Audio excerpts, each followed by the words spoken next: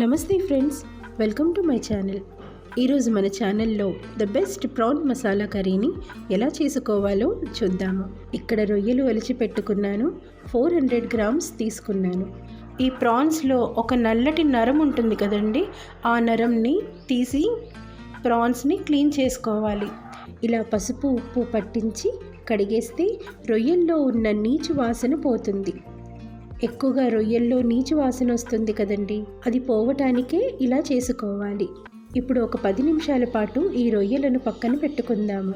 Stove మీద ఒక కడాయి పెట్టుకొని 3 టేబుల్ స్పూన్ల దాకా నూనెను వేసుకోవాలి. నూనె వేడెక్కాక ఒక బిర్యానీ ఆకు, 4 లవంగాలు, 3 ఇలాచీ, జీలకర్ర వేసి బాగా వేయించుకోవాలి. ఇలా 2 పచ్చిమిర్చీలను నిలువుగా కట్ చేసుకొని తీసుకోవాలి. కాస్త ఉప్పు వేస్తున్నాను. ఒక 2 నిమిషాల పాటు వేగనివ్వాలి. అల్లం వెల్లుల్లి పేస్ట్ని వేసుకోవాలి. నాన్ వెజ్ కర్రీస్కి ఎప్పుడైనా సరే అల్లం వెల్లుల్లి పేస్ట్ అప్పటికప్పుడు ఫ్రెష్గా దంచి వేసుకుంటే ఆ రుచి అద్భుతం. కొత్తిమీరను వేసుకోవాలి. నచ్చితే కాస్త కరివేపాకు కూడా వేసుకోవచ్చు. ముందుగా ఒక 10 నిమిషాల పాటు రొయ్యలను మ్యారినేట్ చేసి పెట్టుకున్నాం కదా, ఆ రొయ్యలను వేసుకోవాలి. ఈ నీరు వేసుకోకూడదండి, వేస్తే నీచు వాసన వచ్చేస్తుంది. ఒక 5 నిమిషాల పాటు బాగా వేగనివ్వాలి. అన్నట్టు మరో విషయం అండి, ఈ కర్రీ చేస్తున్నప్పుడు వుడెన్ స్పూన్ వాడటం మంచిది.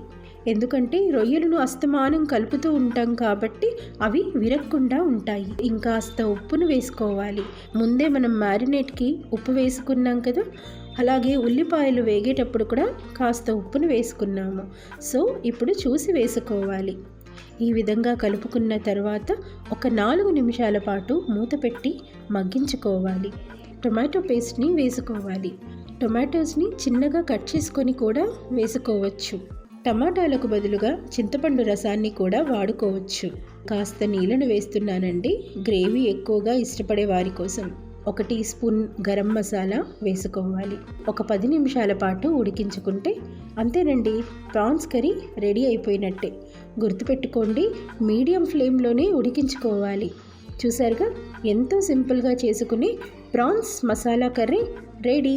ఇది అన్నంలోకైనా, పుల్కాలోకైనా, చపాతీకైనా చాలా రుచిగా ఉంటుంది.